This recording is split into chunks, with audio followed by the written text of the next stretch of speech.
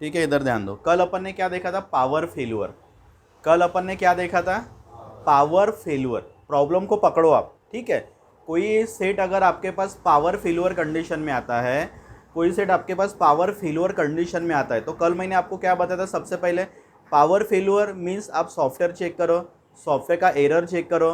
अगर एरर आ रहा है तो क्या हो सकता है, वो जजमेंट लो।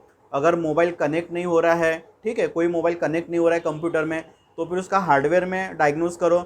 माइक्रोस्कोप के नीचे आप मदरबोर्ड देखो, टूटा है, फूटा है, क्या है, पानी लगा है, क्या लगा है, ये मैंने कल आपको बताया था, ठीक है। अभी आज अपन देखते हैं, देखिए अभी आज अपन क्या देखते हैं, प्रॉब्लम देखो मैं क्या बता रहा हूँ आपको। No power on. क्या प्रॉब्लम है आपके सेट में आज? नो पावर ऑन मीन्स आपका मोबाइल पावर ऑन नहीं हो रहा है, नो पावर ऑन। उसके बाद कांस्टेंट करंट, उसके बाद क्या है? Constant current. तरीका देख लो, प्रॉब्लम समझ लो आप पहले, ठीक है।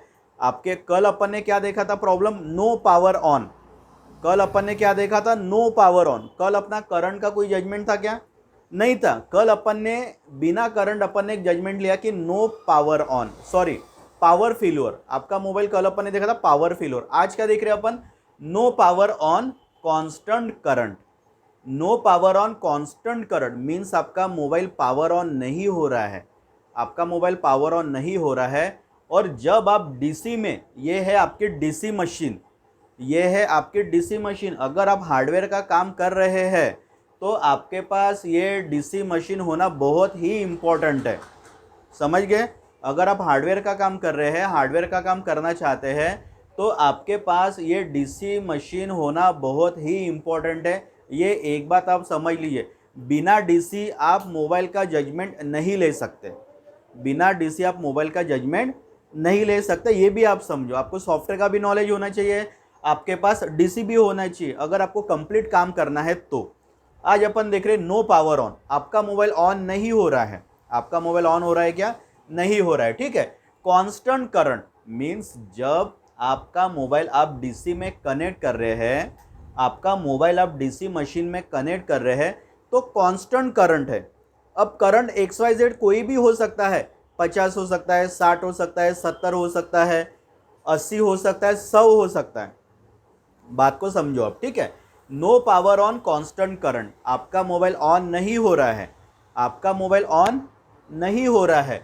और जब आप डीसी में मोबाइल लगा रहे हैं, जब आप आपका मोबाइल डीसी में कनेक्ट कर रहे हैं, तो कांस्टेंट करंट ले रहा है। जब आप पावर ऑन करते हैं तो कांस्टेंट करंट ले रहा है, कोई भी एक्स वाई जेड एक करंट वो ले सकता है, कांस्टेंट करंट। वो करंट अप डाउन नहीं हो रहा है, कम ज़्यादा नहीं हो रहा है। जैसा आपने लगाया डीसी में पावर ऑन किया तो एक कांस्टेंट करंट पे स्टक है, तो उस कंडीशन में आप क्या करेंगे, आज अपन ये सीख रहे हैं। प्रॉब्लम पहले समझ लो, प्रॉब्लम को पकड़ लो आप। प्रॉब्लम कौन सा सीख रहे हैं आज अपन? कौन सा प्रॉब्लम सीख रहे हैं? नो पावर ऑन, आपका मोबाइल ऑन नहीं है, आपका मोबाइल ऑन नहीं है। कांस्टेंट करंट, आप जब डीसी में आपका मोबाइल कनेक्ट कर रहे हैं, डीसी में, डीसी मशीन में आप मोबाइल कनेक्ट कर रहे हैं, तो कांस्टेंट करंट वो ले रहा है। कांस्टेंट करंट कोई भी करंट ले सकता है, 50 ले सकता है, 60 ले सकता है, 70 ले सकता है, 80 ले सकता है। अभी धीरे धीरे मैं आपको रीडिंग के बारे में भी पढ़ाने वाला हूँ। कल अपन ने देखा था पावर फेल्यूर, आज अपन देख रहे हैं no power on constant current, no power on constant current, ठीक है। तो डीसी मशीन मैंने बताया, आपके पास डीसी मशीन होना बहुत ही इंपॉर्टेंट है। अगर आपके पास डीसी मशीन नहीं है तो आप हार्डवेयर का काम उतना नहीं कर सकते। अगर आपको प्रॉपर हार्डवेयर का काम करना है तो डीसी मशीन आपके पास चाहिए, ठीक है। अब देखिए इसका सॉल्यूशन क्या है। कोई सेट अगर आपके पास आता है, अभी मैं अपन क्या सीख रहे हैं, MSM 8953 CPU सीख रहा हूँ। मैं आपको पूरा MSM 8953 का रीडिंग पढ़ाने वाला हूँ, लेकिन ये जो इश्यूज है ये सभी CPU के लिए आप अप्लाई कर सकते हैं। ये आपको जजमेंट आ जाएगा, मोटा मोटी आपको क्या आ जाएगा, जजमेंट आप लेना सीख लो यार, जजमेंट लेना सीख लो। अगर कोई प्रॉब्लम आता है तो आपको डायग्नोसिंग का तरीका आना चाहिए और जजमेंट लेना आना चाहिए। अगर आपको डायग्नोसिंग का तरीका है, जजमेंट अगर है, आपकी हैंड स्किल अच्छी है, आपको सॉफ्टवेयर का नॉलेज है, आपके पास डीसी है, तो जो नहीं होने वाले काम है वो भी आप कस्टमर के काम करके दे सकते हैं। ये एक बात आप समझ लो, ठीक है। No power on constant current, no power on constant current, समझ में आ गया? प्रॉब्लम पकड़ लिया आपने? क्या प्रॉब्लम है? No power on constant current, problem पकड़ लिया आपने। अब उसका सॉल्यूशन क्या है? उसका सॉल्यूशन क्या है ये देखिए। सबसे पहले अगर आपका सेट, कोई भी set no power on condition में आता है, कांस्टेंट करंट में आता है, no power on constant current, एक ही इश्यू है। तो सबसे पहले आपको क्या देखना है? सॉफ्टवेयर अपग्रेड करके देखना है। सबसे पहले आपको क्या देखना है? सॉफ्टवेयर अपग्रेड करके देखना है। ये तो आपका बेसिक फंडामेंटल है। आपका कोई भी सेट अगर डेड है, पावर फेल्यूर है, नो पावर ऑन है, कांस्टेंट करंट ले रहा है आपका मोबाइल, तो आपको सबसे पहले क्या देखना है? सॉफ्टवेयर अपग्रेड करके देखना है। ये तो आपका बेसिक फंडामेंटल है, ये आपको करना ही पड़ेगा, ये आपको करना ही पड़ेगा। इसके लिए आपको सॉफ्टवेयर का नॉलेज आना ही चाहिए, उसके लिए आपको सॉफ्टवेयर सीखना ही पड़ेगा। बिना सॉफ्टवेयर आप हार्डवेयर का काम नहीं कर सकते। ये सेंटेंस आप आपके माइंड में बिठा लो, बिना सॉफ्टवेयर आप हार्डवेयर का काम नहीं कर सकते। पहले जो रिपेयरिंग होता था वो एक अलग बात है, लेकिन अभी का जो 2021 जो ईयर चल रहा है, इसमें अगर आपको रिपेयरिंग सीखना है तो आपको सॉफ्टवेयर का नॉलेज होना बहुत ही इंपॉर्टेंट है। ठीक है, software no power on constant current, no power on constant current, software upgrade. Software में आपको देखना है कि क्या एरर आ रहा है, क्या नहीं आ रहा है। समझ गए? इतना तो आपको पता ही है। फ्लैशिंग तो आपको आता ही है, सॉफ्टवेयर का जजमेंट आपको आना चाहिए।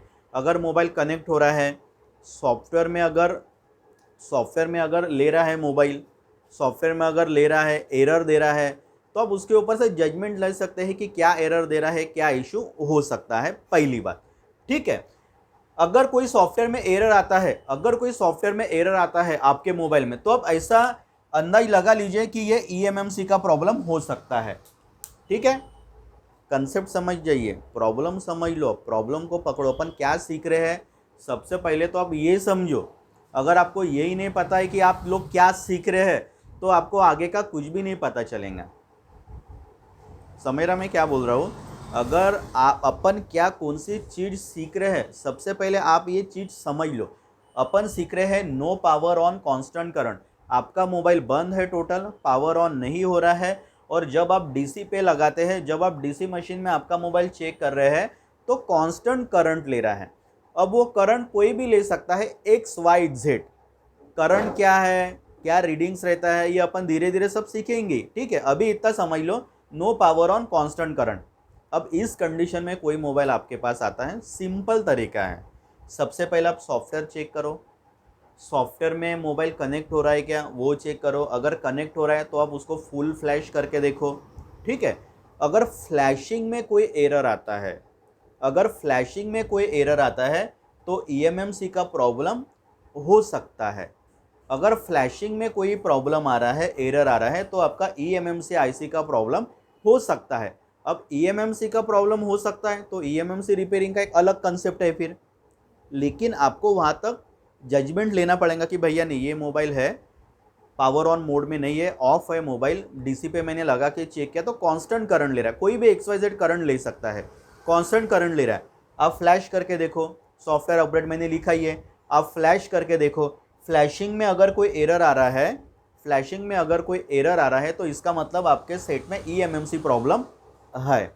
अब ईएमएमसी को किस टाइप से रिपेयर करते हैं, वो एक अलग फंडामेंटल, वो एक अलग सर्किट है, वो एक अलग थ्योरी है। ठीक है, लेकिन आपने मोबाइल को सॉफ्टवेयर कर दिया, आपने मोबाइल को सॉफ्टवेयर कर दिया, ठीक है, आपका मोबाइल फ्लैश भी हो गया पूरा।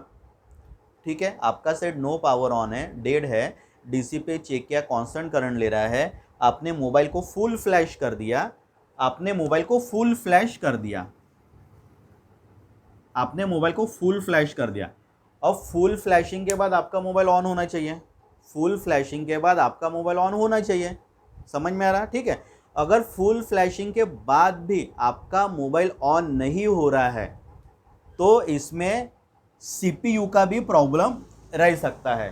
काय का प्रॉब्लम रह सकता है? सीपीयू। सीपीयू की वर्किंग कंडीशन क्या है? सीपीयू की वर्किंग कंडीशन क्या है? सीपीयू को आप कैसा चेक करेंगे, उसके भी टेस्ट पॉइंट रहते हैं मदरबोर्ड में। कंसेप्ट समझ लो आप प्रॉब्लम को पहले पकड़ना सीखो। प्रॉब्लम को पकड़ना सीखोगे तो प्रॉब्लम रिपेयर करोगे। अगर आप प्रॉब्लम को पकड़ना ही नहीं सीखोगे तो आप कुछ नहीं कर सकते। आप कहीं से भी सीख के आ जाओ, कोई कुछ नहीं कर सकता। आपको मेन पहले प्रॉब्लम पकड़ना है। प्रॉब्लम पकड़ने के लिए आपको सॉफ्टवेयर का नॉलेज आना चाहिए, आपको ईएमएमसी का नॉलेज रहना चाहिए, आपके पास डीसी मशीन रहना चाहिए। ये सभी बातों का कॉम्बिनेशन आप में होना चाहिए। समझ गए? No power on constant current, आपने सॉफ्टवेयर मार के देखा, सॉफ्टवेयर में अगर कुछ एरर है तो ईएमएमसी का इशू है, सॉफ्टवेयर में अगर कुछ एरर है तो ईएमएमसी का इशू है, ठीक है। लेकिन आपने सॉफ्टवेयर कर दिया, मोबाइल आपका फुल फ्लैश हो गया, मोबाइल आपका फुल फ्लैश हो गया, उसके बाद भी आपका मोबाइल ऑन नहीं हो रहा है, उसके बाद भी आपका मोबाइल ऑन हो रहा है क्या? नहीं हो रहा है। तो आपको चेक करना पड़ेगा सीपीयू का वर्किंग कंडीशन क्या है। मीन्स सीपीयू वर्किंग करने के लिए कौन से रजिस्टेंस पे सप्लाई आना चाहिए, कौन से कैपेसिटर पे सप्लाई आना चाहिए, कितने टेस्ट पॉइंट है सीपीयू चेक करने के लिए आपके मोबाइल में, वो आपको पता होना चाहिए, तभी आप प्रॉपर डायग्नोसिंग कर सकते हैं। प्रॉब्लम समझ गए? No power on constant current. कल अपन ने लिया था पावर फेल्यूर, कल अपन ने लिया था पावर फेल्यूर, आज अपन ने लिया no power on constant current. अब सीपीयू का वर्किंग कंडीशन कैसा चेक करते हैं ये मैं आपको आगे डिटेल में पढ़ाऊंगा, डीप में। सीपीयू का वर्किंग कंडीशन, कोई भी मोबाइल का सीपीयू का वर्किंग कंडीशन कैसा चेक करते हैं ये मैं आपको आगे डिटेल में पढ़ाऊंगा। तो यहाँ तक क्वेरी आपका क्लियर है? अभी समझ गए?